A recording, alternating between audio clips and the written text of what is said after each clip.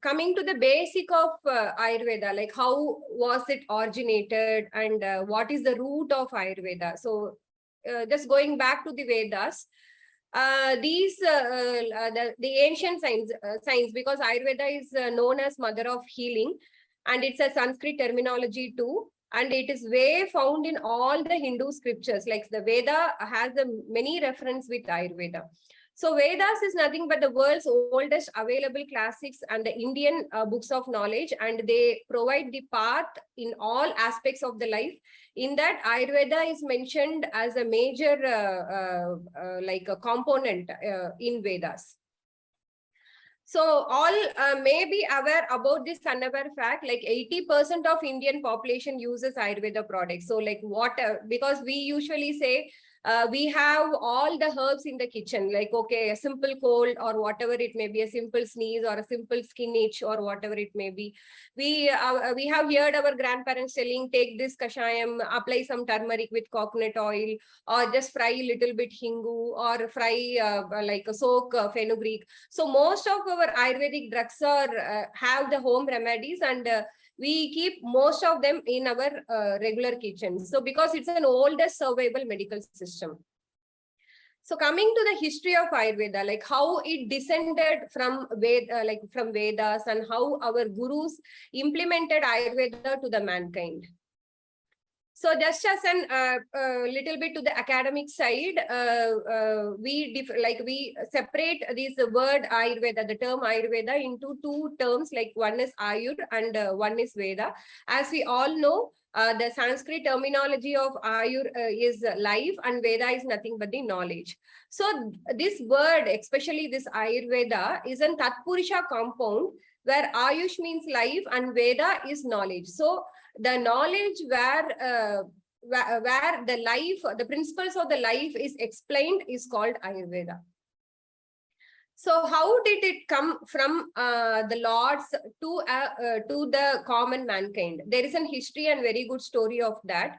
So first, the first descent of Ayurveda was from Lord Brahma. He is the creator, as we all know. And from there, it descended to Daksha Prajapati. And from Daksha Prajapati, Ashwini Devakumaras learned Ayurveda. And from them, it came to Indra. And from them again to Bharadvaja, Shushruta, Vagbhata. So this is just the descent from Devaloka to Manushya Loka. So this is like that is how the awareness of the spreading through the literatures and the scriptures happened towards Ayurveda. So according to the traditions, like Agnivesha is described, like Agnivesha, the Mamuni Agnivesha, through the Agnivesha Tantra, transferred the Ayurveda scriptures to the mankind. And there are three redeemed physicians, like Acharyas, called Charaka, Shushruta and Vagbhata. So they are the three major sages who brought Ayurveda into a simpler language. And that's how we can learn Ayurveda in our basic concepts. In that, the first book was redacted by Charaka. That is what he's the main guru of Ayurveda. And another early text was written by Shushruta Samhita, who is no one called father of surgery. So there were two schools of physicians, like Dhanvantri Sampradaya and Atreya Sampradaya. Sampradaya is nothing but the tradition. Dhanvantri schools of thought and Atreya schools of thoughts in Ayurveda, in which Charaka Samhita was mostly emphasized with the school of medicine, and Shushruta Samhita was more pointing towards the school of surgery. So even there were differentiations, like there were certain groups who were following only, general medicine, and there were certain group who were trained under Shushruta who were following surgical procedures. As we all know, father of surgery, Shushruta, he was the first person to perform surgery in the mankind, and he tried performing the surgeries with lot of natural tools. Even now there are a lot of exhibitions going on with the ancient tools. Still we do have the preservation of these ancient tools, which was found by Shushruta. So what did Charaka emphasize? Like he emphasized most of the medicines and lifestyle philosophy. So he mainly believed that the lifestyle and the diet and the general medicine is very important for the mankind. So he was emphasizing more on that. And Sushruta, as I told you, he was more onto the surgical part, and like 100 kinds of surgical instruments were used even in those days, like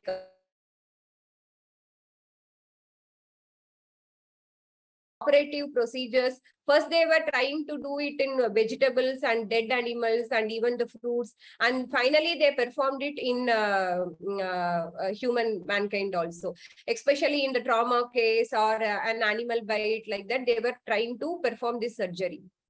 And the third physician is Vagbhata, whose language was little bit more simple and comprehensive and more understandable way to common people like us. So as I explained you earlier, Ayurveda is nothing but the holistic system of healing, which was just taught from one generation to the other generation. And it is practiced more than 5,000 years ago. And Ayurveda not only deals with the medicine, but also it deals with the mind, body, sense, and the soul. Because all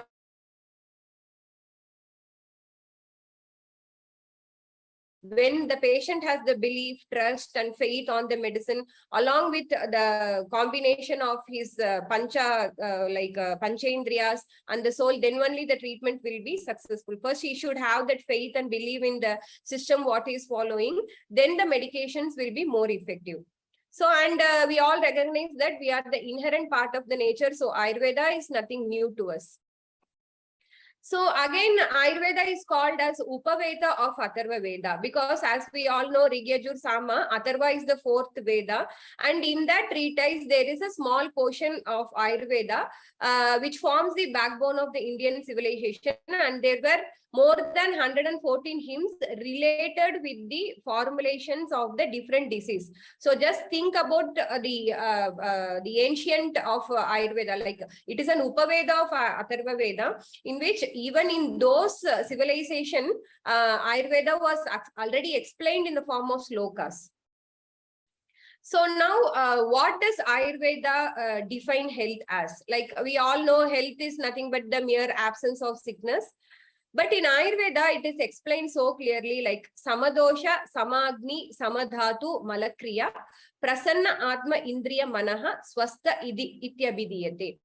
The term health is nothing but swasthya. The Sanskrit terminology where we correlate health is nothing but swasthya. So who is swastha? Who is a healthy person? He is nothing but who possesses an equilibrium of doshas. Doshas are nothing but vata, pitta, and kapha. They are called as the triads of physiological functional element, and adequate functions of dhatu. Dhatus are nothing but the tissues on the body.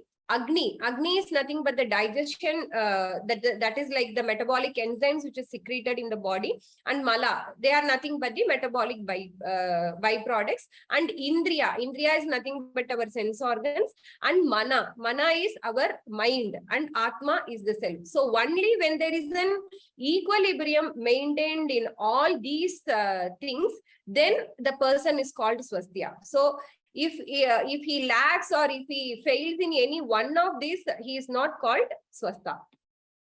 So as allopathy books describe, health is nothing but the absence of sickness. Again, we stress more on prasanna atma indriya manaha. The mana and indriya should be prasanna, that is, should be very happy and healthy. That is where the health relies on a person.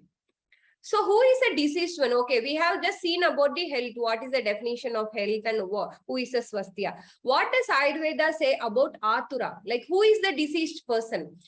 Disease is nothing but the imbalanced state of dosha. Dosha is nothing but vata, pitta, and kapha. So when there is an imbalance or when there is an equilibrium not maintained between this dosha, then he is categorized as an diseased person. And atura vritta. So what are the regimen to cure the disease? Like we have to follow the curative and palliative measures which are explained in Ayurveda with emotional care to the patient. That is where the line of the treatment relies.